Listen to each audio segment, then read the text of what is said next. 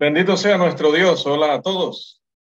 Iniciamos hoy, hermanos, gracias a nuestro Señor, nuestra lección. Vamos a retomar nuestra lección número 2. Iniciamos la sesión de hoy, pero retomando la lección número 2, el significado bíblico de divorcio en nuestro curso, la doctrina bíblica del matrimonio. Qué alegría que estén todos acá, excepto los hermanos que están en actividad allá en Honduras, que también para ellos pedimos que el Señor les bendiga en esa obra espiritual. Y también nuestro hermano Irving está con nosotros, pero no ha estado así muy bien de salud. Así que también les pido que los tengamos en oración. Siempre pedimos que todos, o sea, siempre queremos que todos estén bien. Queremos pedir por todos.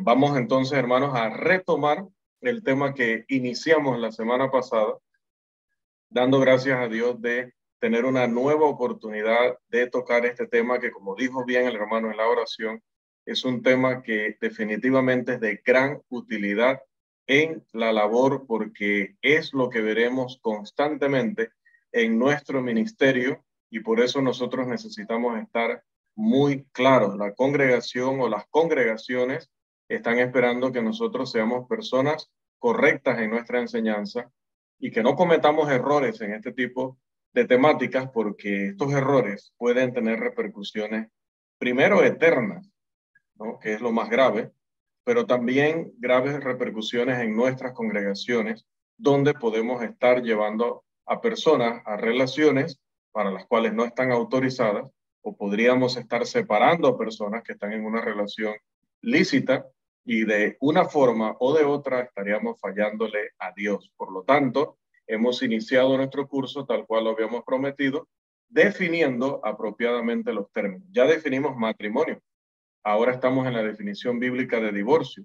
Posteriormente vamos a definir también fornicación y adulterio en nuestra siguiente lección, para que podamos de esa manera, teniendo una base en cuanto a los significados, en cuanto a los matices, en cuanto a los contextos en los cuales vamos a ver estas palabras, de esa manera podemos entonces más eficiente y eficazmente estudiar este tema para comprenderlo primero nosotros de una manera sencilla y poder también explicárselo a sí mismo a la congregación. Recuerden cuál es nuestro compromiso, nuestro principal interés a la hora de discutir este tema, que no debería ser en realidad un curso particular, pero hemos tenido que, no solo yo, muchos maestros y predicadores, tomar el tiempo para dar un curso específicamente del tema del matrimonio y sobre todo del divorcio, porque lo han vuelto un tema complejo innecesariamente. Entonces recuerde que nuestro propósito es que al final de este estudio, al final de todo el curso, podamos decir, oye, pero es que esto era sencillo, esto era muy claro, esto era muy evidente, y quizás nosotros nos habíamos complicado, quizás nosotros lo habíamos visto de una manera que no estaba al alcance del resto de la congregación, que incluso no estaba al alcance de todos los predicadores, sino solamente de una élite. No, no es así. En realidad, lo que Dios ha revelado sobre este tema es sencillo, es muy certero, puntual, específico, y nosotros vamos a verlo a través de todas las lecciones. Estuvimos viendo en primer lugar en nuestra primera sesión textos del Antiguo Testamento que nos hablan acerca del divorcio, y dentro de ellos uno de los dos claves es Deuteronomio 24, 1 al 4. Estuvimos analizándolo y vimos que al comparar diferentes versiones de la Biblia encontrábamos una diferencia fundamental en la manera en que se expresaban los verbos, y al encontrar las diferencias automáticamente vimos hay que ir al original para saber qué traducción está siendo fiel o está siendo más leal al texto original. Encontramos entonces que en las versiones que estaban traduciendo de manera fiel al original, en realidad Moisés no está dando un mandamiento. Decíamos que está presentando una ley casuística. ¿Y qué decíamos que es una ley casuística? Una ley donde se dice, si esto sucede, la reglamentación que aplica sería esta, esto y lo otro. No está diciendo el Señor que aquello es una orden. Está diciendo que de darse el caso, Él sí te va a dar órdenes sobre lo que va a suceder a partir de allí. Y decíamos que en la Escritura se dan muchos casos donde podemos ver la aplicación de la ley casuística. Por ejemplo, nos adelantábamos un poco y citábamos 1 Corintios 7, 10 y 11.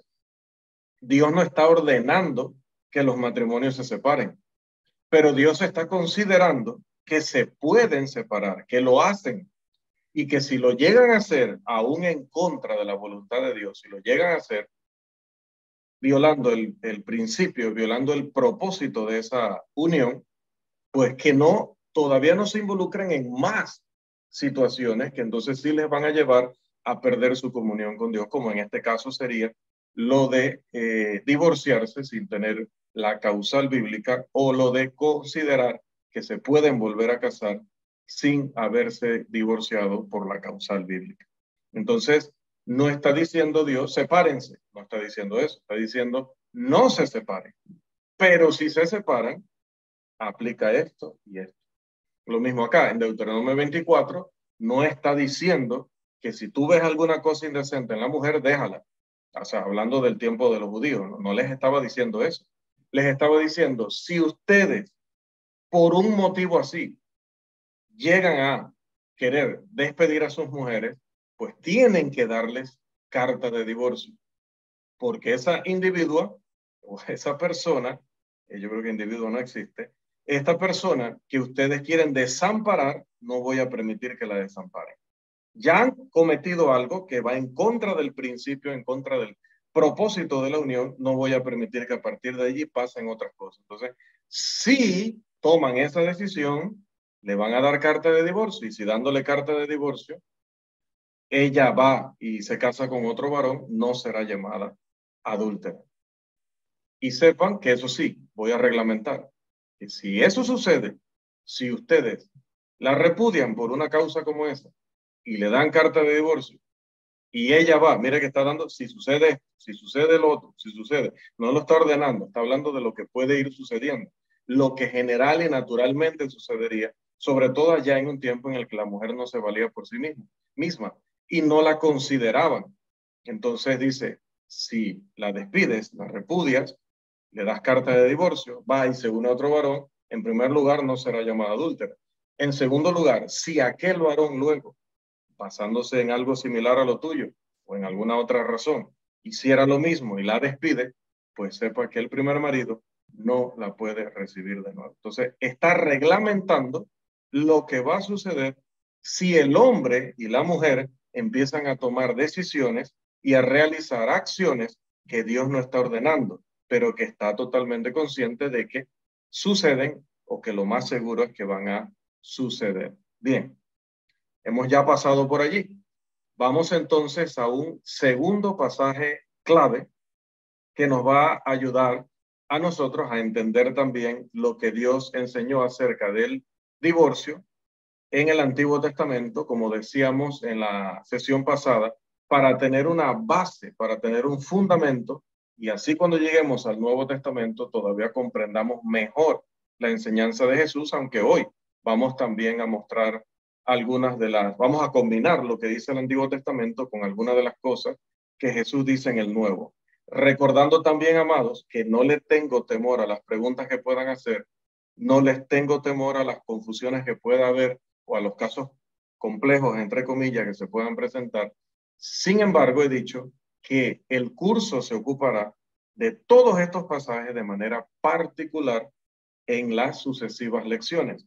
Nosotros solamente estamos introduciendo el tema, por lo tanto, pues hoy y en estas primeras sesiones no estaremos resolviendo, ya decíamos, el caso X con el caso B y que si se fue, que se vino y que si estuvo. Todavía no, pero estamos poniendo un fundamento muy importante para cuando lleguemos allí. Vamos entonces, hermanos, a el segundo pasaje del Antiguo Testamento que debemos considerar como lo es Malaquías 2:16, un pasaje que refuerza la conclusión que hemos alcanzado con el texto de Deuteronomio. Por favor, vamos a leerlo. Porque Jehová, Dios de Israel, ha dicho, que él aborrece el repudio, y al que cubre de iniquidad su vestido. Dijo Jehová de los ejércitos: guardaos pues en vuestro espíritu y no seáis desleales. El hecho simple y sencillo es que el Señor detesta el repudio, aborrece el repudio, odia el repudio. Como mínimo, el divorcio representa el más básico de los fracasos en un matrimonio por parte de al menos uno de los cónyuges. En el peor de los casos, el divorcio representa un fracaso fundamental, completo, de ambos, el esposo y la esposa. En términos generales, Dios no aprueba el divorcio, como ya lo hemos planteado, como Dios lo ha revelado en su palabra. Tampoco ordenó nunca su aceptabilidad dentro de un matrimonio donde no se haya cometido fornicación.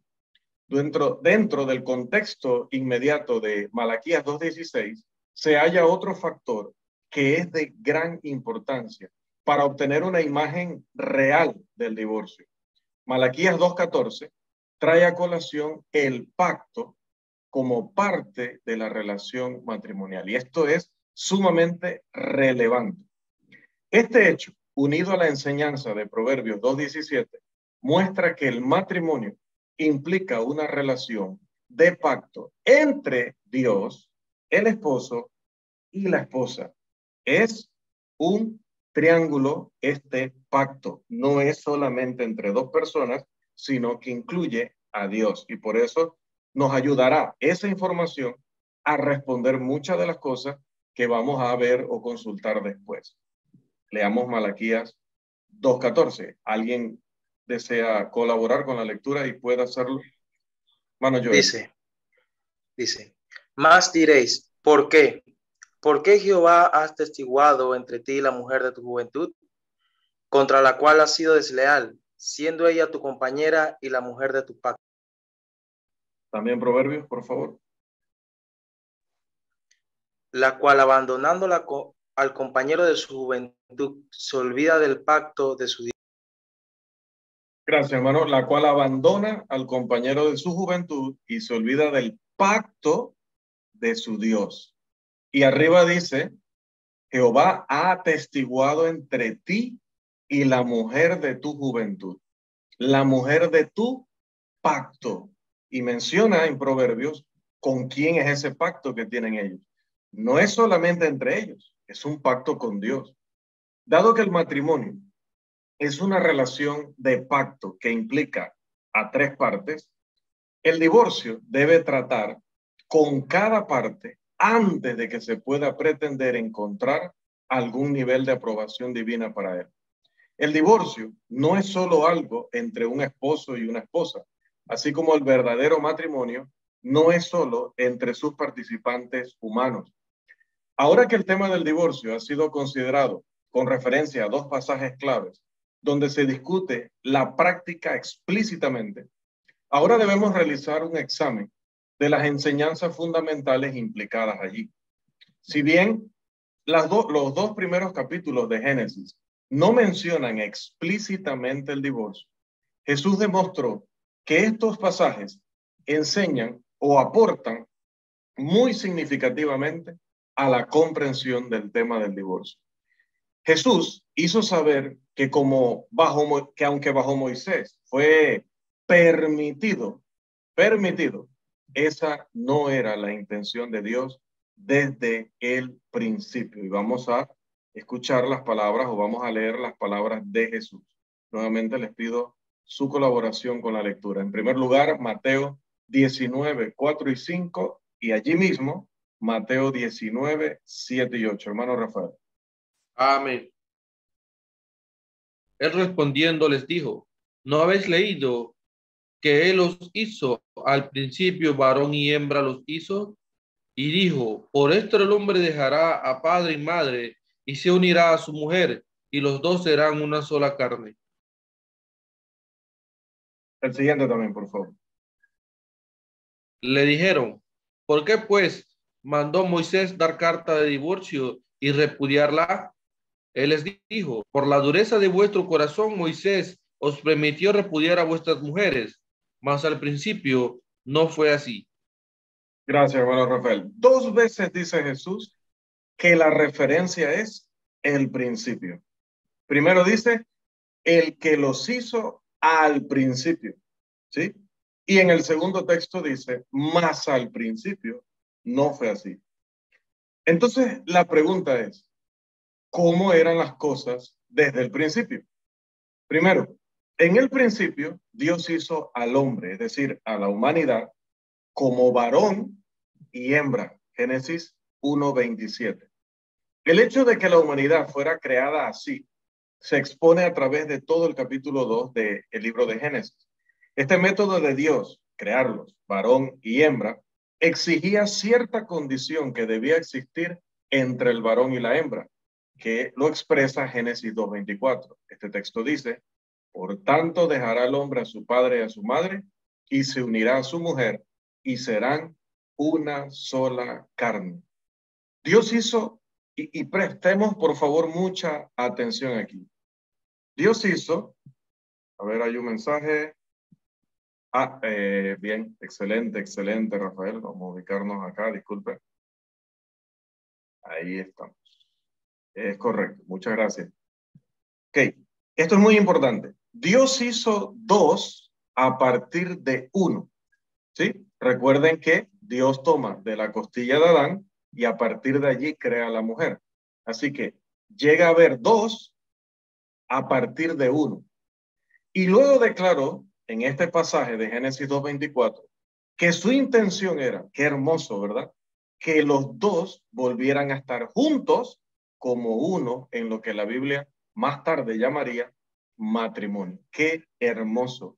La mujer viene de esa acción que realiza Dios tomando del hombre y dice, bueno, lo natural es que ellos vuelvan a ser lo que eran antes de que yo formara a la mujer, y es que fueran nuevamente uno. ¿Por qué digo que esto es hermoso y es muy relevante? Porque estamos tocando el tema del divorcio. Y cuando hablamos o tocamos el tema del divorcio, estamos hablando de algo que es contra naturaleza.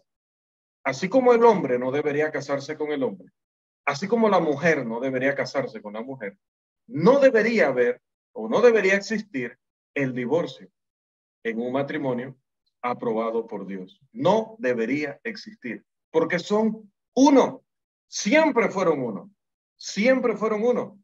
Estaba el hombre y de allí Dios toma de su costilla y crea a la mujer de sí mismo, que de hecho llega a decir, y lo vimos la semana pasada, llega a decir Adán, que ella es carne de mi carne y hueso de mis huesos. Varona la llamó en primer lugar, porque era él solamente que en género femenino, ¿sí? Aunque era, obviamente, no estoy diciendo que eran la misma persona, pero estamos hablando de que era toda su constitución y que ella venía a partir de, bueno, Dios creó 2 a partir de 1 y luego instituye el matrimonio para que esos 2 vuelvan a ser uno.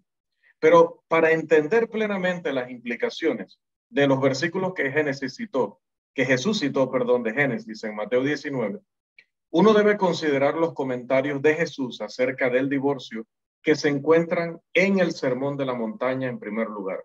Sí, este sermón de Mateo 5, Mateo 6 y Mateo 7.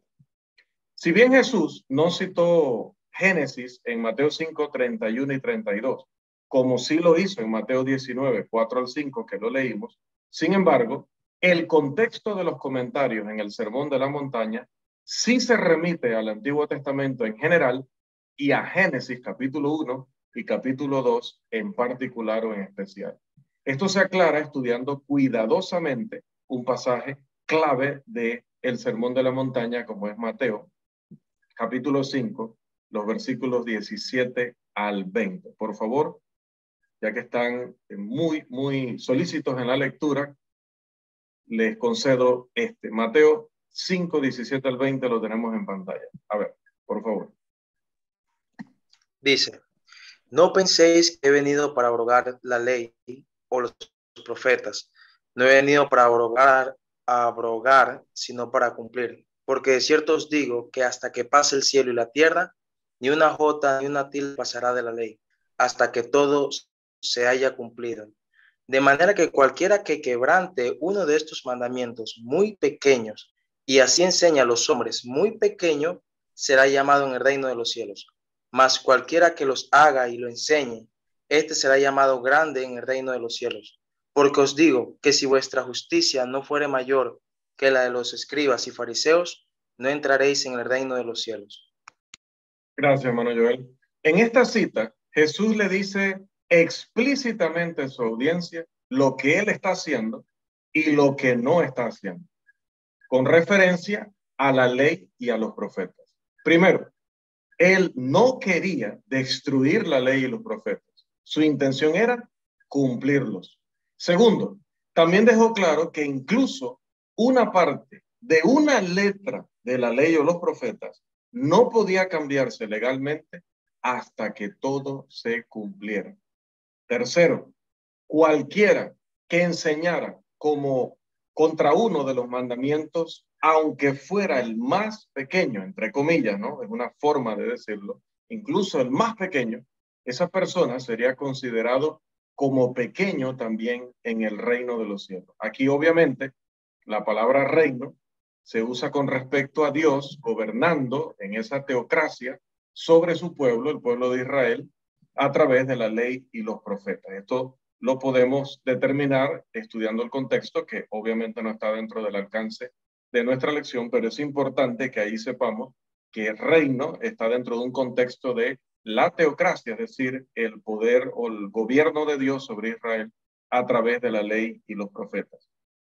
Seguimos. Cuando se consideran las implicaciones de estas declaraciones de Cristo y se aplican al resto de las enseñanzas del sermón, como seguramente era el propósito que Jesús tenía en mente, en lugar de Génesis capítulo 1 y capítulo 2 en cuanto al divorcio, adquiere una importancia aún mayor.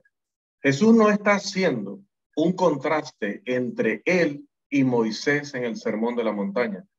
Antes de que todo se cumpliera, él no podía decirle a la gente que olvidaran ni siquiera el aspecto más mínimo de la ley y los profetas.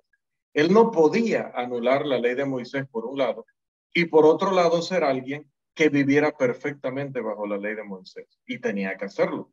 Lo que Jesús hizo fue contrastar las interpretaciones farisaicas de la ley y los profetas con su pleno conocimiento de las implicaciones de esas enseñanzas del Antiguo Testamento, porque ¿quién puede entender mejor la ley que el dador de ella? Por lo tanto, dado que las declaraciones de Mateo 5, 31 y 32 no se encuentran explícitamente en el Antiguo Testamento, deben estar implícitamente en la ley y los profetas, y deben ser vistas en un sentido pleno o cumplido para poder comprenderlas. Así que la cláusula de excepción que da Jesús nunca, en ese momento que él está exponiendo, nunca puede estar reñida con una evaluación imparcial de lo que implicaba el Antiguo Testamento. ¿Y dónde se esperaría encontrar la enseñanza explícita, clara, directa, que llevó a Jesús a alcanzar esa conclusión sobre el divorcio y la cláusula de excepción que él da? No estaría la respuesta en Mateo 19, 4 y 5, y en el uso que hace de Génesis 1 y 2. No prepararía Mateo 19, 8 el escenario para lo que Jesús dijo en Mateo 19, 9, y establecería que lo último estaba implicado en la primera condición desde el principio. Es decir, al declarar qué es el matrimonio, al declarar la voluntad de Dios para el matrimonio, no dio a entender a través de esas declaraciones explícitas, no dio a entender todo lo que nosotros debemos saber acerca del divorcio también. Por supuesto que sí. En su promulgación de ley explícita, Dios implicó lo que nosotros debemos entender respecto al divorcio, y es lo que Jesús saca a la luz en el Nuevo Testamento para corregir la errónea e interesada interpretación de los fariseos. La enseñanza de Jesús sobre el divorcio en Mateo 5, 31 y 32 no podía cambiar ni anular ni el más mínimo aspecto de la ley de Moisés. Como hemos visto, Moisés no ordenó el divorcio en Deuteronomio 24.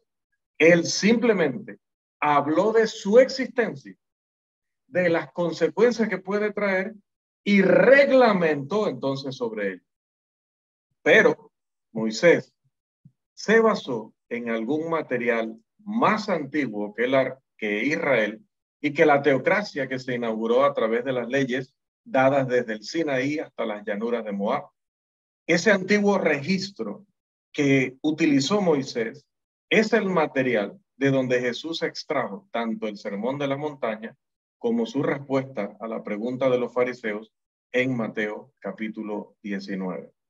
Comprender esto se vuelve, hermanos, muy importante para la definición de divorcio.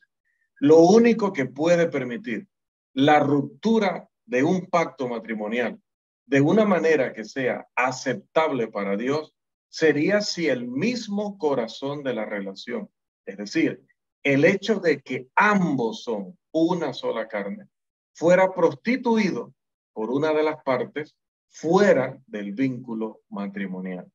Lo que Génesis enseña explícitamente acerca del matrimonio con la unión de dos que llegan a ser uno es que esto implica que el divorcio debe basarse únicamente en una ruptura de ese tan íntimo y fundamental nivel del matrimonio. Al decir que son una sola carne, allí mismo está enseñando cuál sería el único motivo por el cual ese pacto, esa unión, entraría en una ruptura que justificaría el hecho de que ellos ya no pudieran seguir adelante y que obviamente vamos a hablar más adelante de si tienen que romperlo o no debido a que haya habido incluso infidelidad, pero eso lo veremos más adelante. A ver, estaba entrando nuestro hermano Juan Ramón, si ya entró.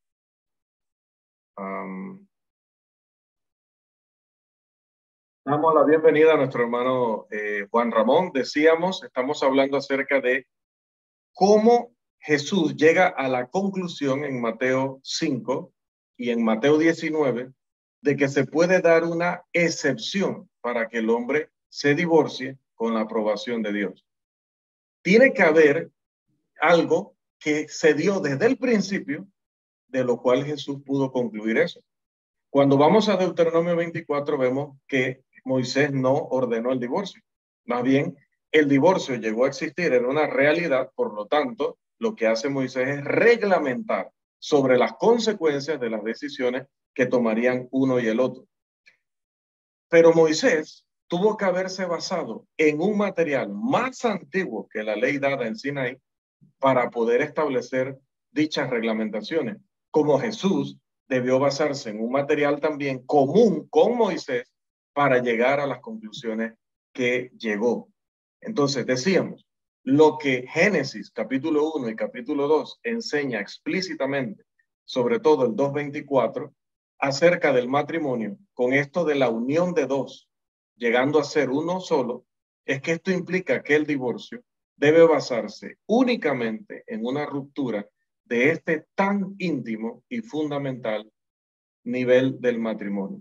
Así que Jesús no estaba, hermanos, dando instrucciones de buenas a primeras cuando habló del tema del divorcio. Jesús, como él mismo declaró, Mateo 5, 17 al 20, que lo acabamos de leer, estaba exponiendo la plenitud de lo que ya había sido revelado. Lo que le está diciendo a las personas, ustedes no han leído. Si ustedes han leído, entonces, ¿por qué no lo entienden? Si lo dice claramente. Lo dice porque lo implica. Al implicarlo, debimos inferirlo. Aun cuando el mandamiento de no matar, por ejemplo, implicaba la necesidad de evitar el odio, los fariseos y sus rabinos, sus maestros, empezaron a enseñar que podías odiar al extranjero, que podías odiar a los pecadores, que podías odiar a los publicanos, como vimos que lo demostraron en muchas ocasiones durante el ministerio de Jesús. Pero Jesús dice, cuando el mandamiento es no matarás, no solamente está prohibiendo la acción física, sino que está prohibiendo por implicación las cosas que llevan allá. ¿Y qué lleva allá? El odio y el lenguaje despectivo hacia tu prójimo.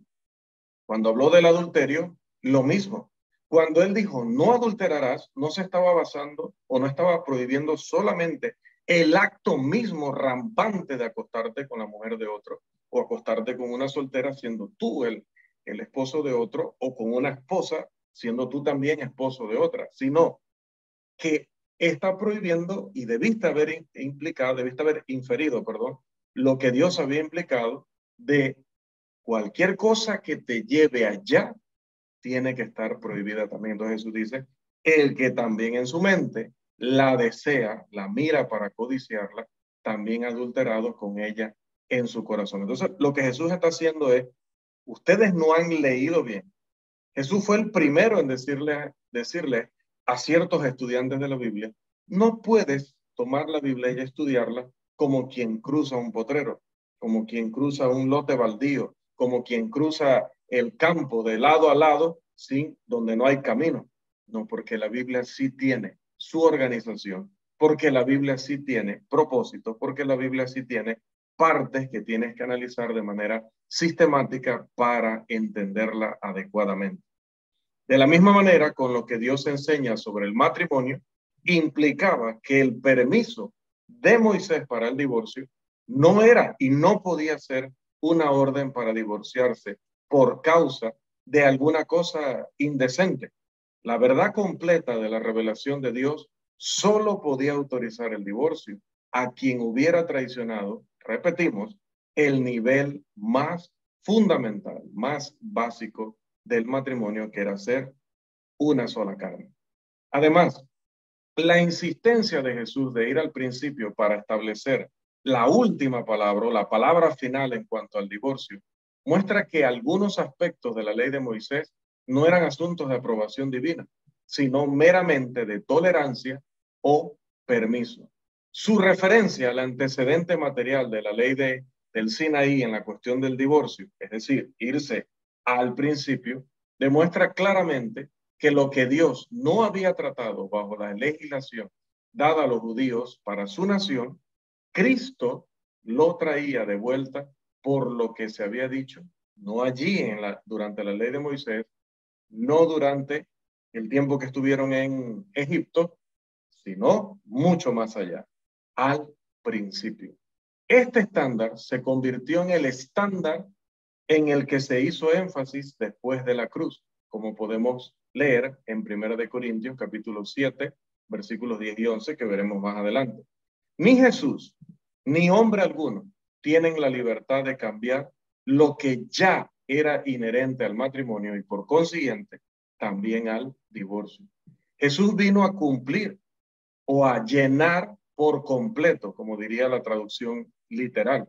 Nosotros estamos bajo el nuevo pacto, pero el nuevo pacto no reinventa la rueda, como dice alguien, con respecto al matrimonio o al divorcio, sino que el Nuevo Testamento recupera el principio, el propósito original de Dios. Así que esto nos lleva, hermanos, a que abordemos algunas consideraciones, así como vimos del Antiguo Testamento, ver algunas del Nuevo Testamento. ¿Sí? Mucho de lo que podría discutirse respecto, en esta sección, respecto al divorcio, ya se ha abordado examinando algunos de los pasajes más importantes o más significativos del Antiguo Testamento acerca de ese tema. Sin embargo, hay cuestiones adicionales que considerar para poder completar este estudio. El Nuevo Testamento enfatiza el concepto del cumplimiento. Como se expuso en Mateo 5, 17 al 20, el cumplimiento era una prioridad en la misión de Jesús. Pasajes como Hechos 17:30 y 14:16 contrastan los tiempos antes de la cruz con el énfasis de Dios después de la cruz. En la plenitud de los tiempos, Dios tiene una adecuada administración que está gobernada por el Rey, que ahora es Cristo. Efesios 1:10 y 19 al 23 de ese mismo capítulo 1. En esta nueva regla se enfatiza la plenitud de la religión cristiana. Efesios 4, 11 al 16. Esto no es menos cierto en cuanto al tema del divorcio. Si el tema del divorcio se venía trayendo de cierta manera desde el Antiguo Testamento, la plenitud del entendimiento del tema y la aplicación perfecta, completa de él, solamente se podía dar bajo la perfecta ley de la libertad, que es la que nos trajo Cristo y nos reveló a través de sus santos apóstoles y profetas.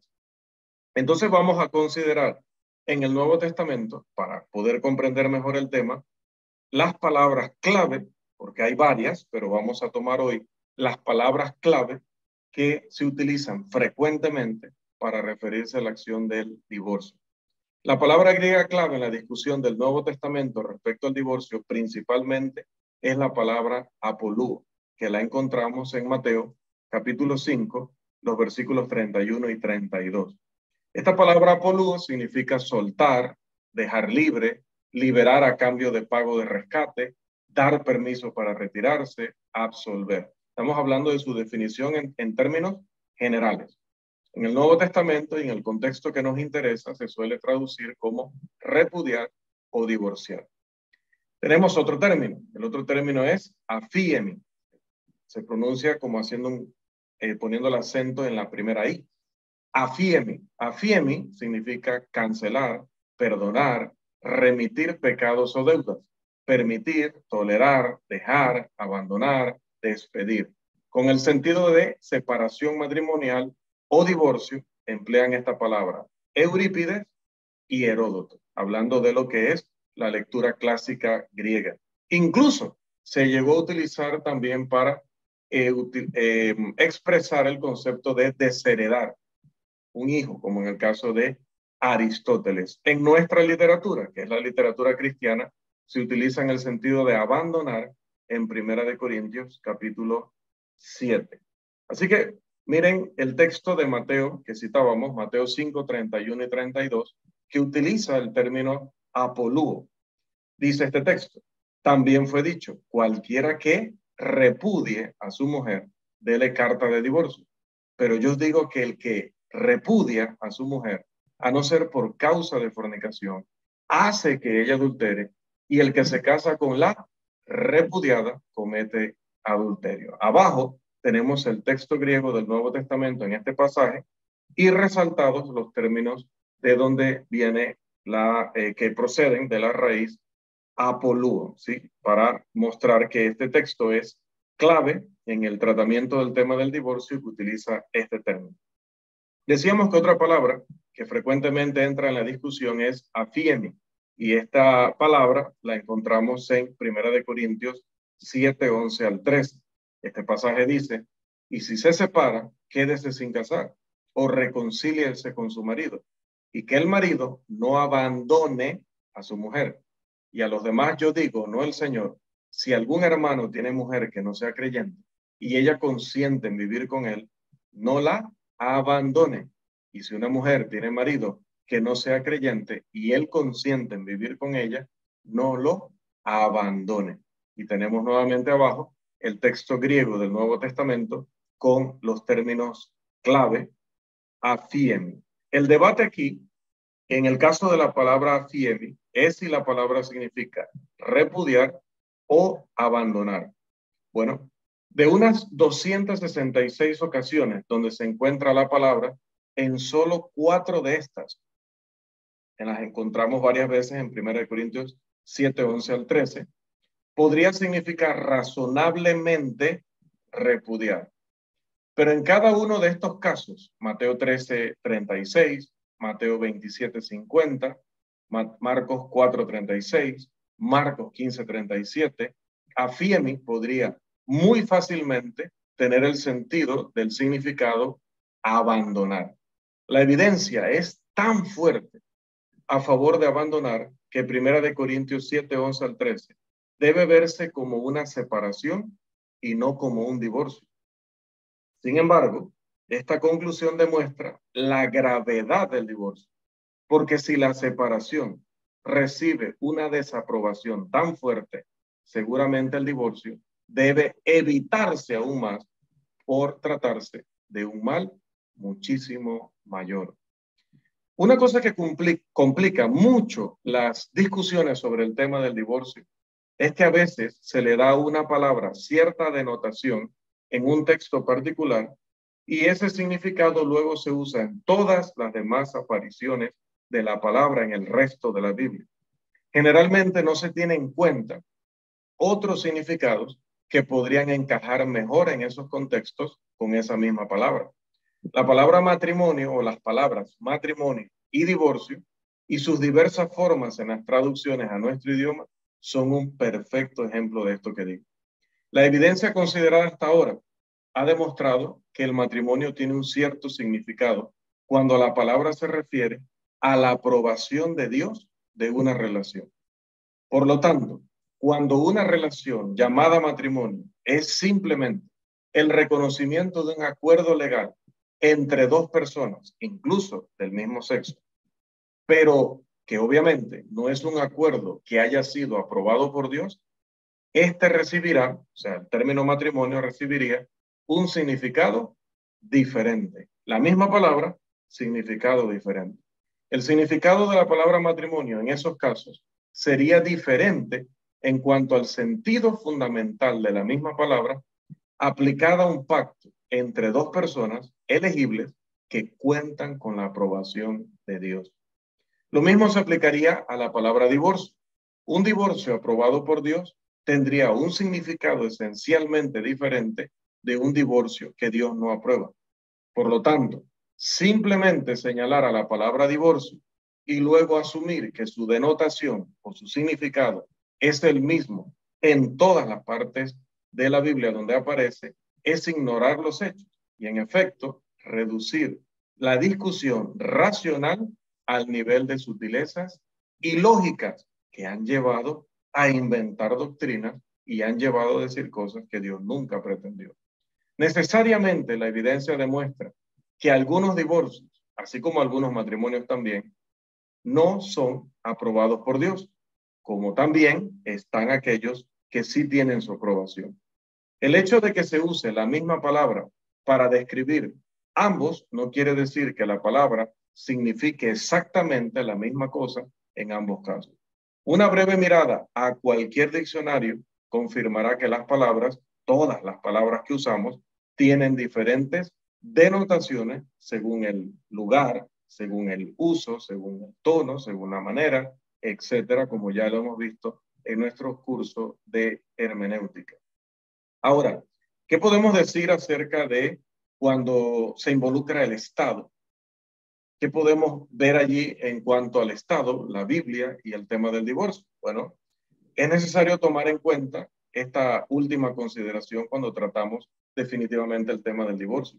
¿Cuál es el lugar del Estado en la discusión acerca del divorcio? La pregunta es, amados, muy fácil de responder. Y como lo he dicho siempre, no es fácil porque yo sea un genio. No es fácil porque yo sea descendiente de Gamaliel. Es fácil porque Dios ha sido claro en su palabra, porque Dios ha enseñado explícitamente e implícitamente lo que nosotros debemos creer y practicar.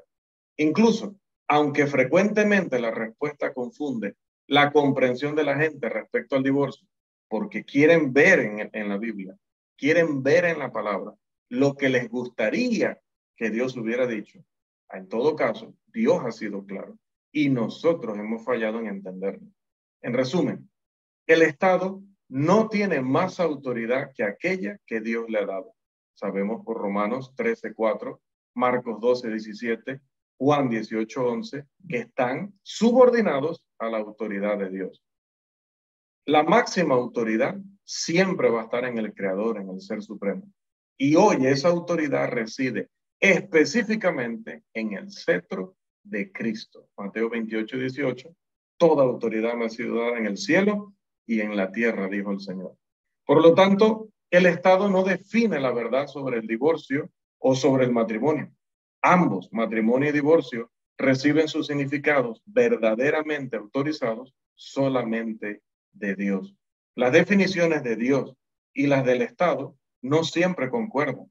El Estado no puede negar legalmente un divorcio que Dios concede o conceder un divorcio que Dios prohíbe. Lo mejor que puede hacer el Estado es estar de acuerdo con Dios y actuar en consecuencia. Sin embargo, sea que el Estado entienda esto o no, sea que el Estado haga esto o no, la ley de Dios sigue en pie. ¿Cuáles son entonces, amados hermanos, las conclusiones a las que podemos llegar a partir de lo que hemos visto esta noche en cuanto a la definición de divorcio? Primero, Dios creó el matrimonio desde el principio o en el principio. Dos, la naturaleza esencial del matrimonio desde el principio no ha sido cambiada. Tres, la naturaleza esencial del matrimonio determina la naturaleza esencial del divorcio aprobado por Dios. Recuerde, la naturaleza esencial del matrimonio es que dos ya no son dos, sino que es uno. Es uno. Entonces, hablar de divorcio debe ser tonto, debe ser necio, debe ser inaceptable. Pero ya dijimos que esa es la ley general de Dios. Lamentablemente, pues se puede dar el caso de que una de las partes prostituya la relación o el vínculo al involucrar a un tercero en la relación.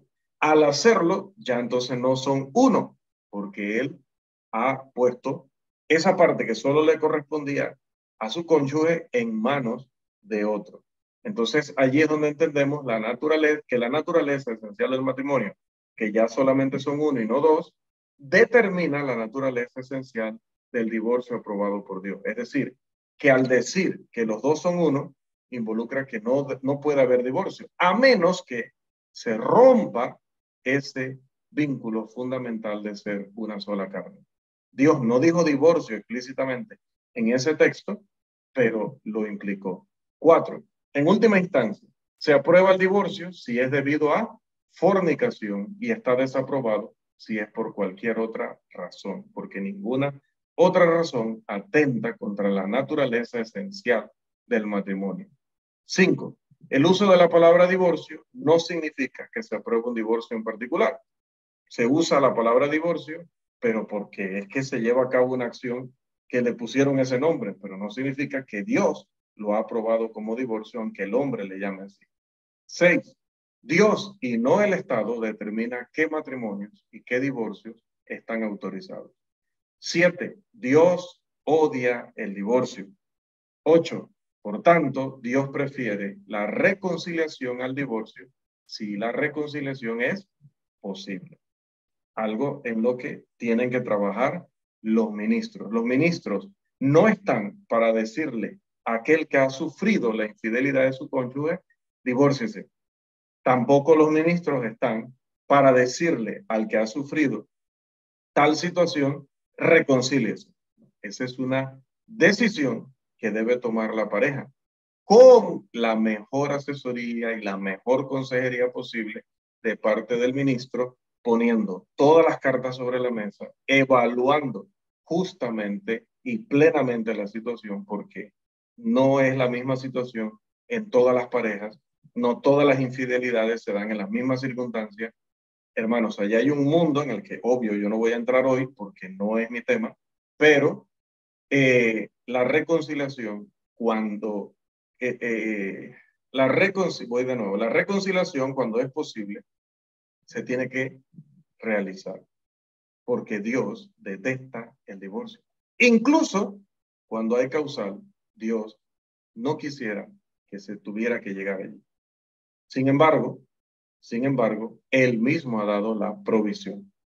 Así que la persona no peca, si repudia a su pareja infiel, no peca. Sin embargo, esto no significa que Dios está contento y celebrando que ese matrimonio haya terminado en un divorcio. No hay gozo en el cielo porque un matrimonio termine debido a esta situación. Eso es lo que queremos decir. Si pudiera darse una reconciliación sana, una reconciliación donde realmente se recupera el matrimonio, eso sí provoca gozo en el cielo, porque el propósito de Dios es que el matrimonio sea de por vida. 9. Aunque Dios acepta el divorcio por fornicación, Él no ordena que la gente deba divorciarse cuando se comete fornicación. Muy importante. Mateo 19:9 no le ordena al hombre que cuando le sean infiel se divorcie, o a la mujer que cuando le sean infiel se divorcie. No lo está ordenando, pero está diciendo que es una provisión que está disponible en caso de. Número 10. Por lo tanto, la definición bíblica del divorcio es doble. Primero, cuando es debido a fornicación, Dios concede el divorcio como una terminación aprobada por Dios de las responsabilidades relacionadas con el matrimonio para la parte contra la que se ha pecado. Dios libera de las obligaciones con el pacto que se hizo con él, no solo con la esposa, que se hizo con él, a aquel inocente, aquel contra el que se ha pecado, a través de él cometer fornicación. A él Dios le libera de las responsabilidades del pacto. ¿Por qué la persona que es repudiada por infidelidad no se puede volver a casar y el que se case con ella comete adulterio? ¿Por qué? No porque siga siendo el esposo de esta persona inocente, porque esta persona inocente se puede volver a casar y no puede estar en bigamia, no puede estar casada con su nuevo esposo o nueva esposa y casada con la esposa repudiada. No puede estar casado con ambos, y esto ha traído confusión. Pero ¿por qué es adúltera la que ha sido repudiada si este otro ya fue y se casó con otra persona, rehizo su vida? ¿Por qué esta persona de por vida, si se casa, comete adulterio, y el que se casa con ella comete adulterio? No porque siga casada con el primero, sino porque sigue atada a las obligaciones del pacto, pero con Dios.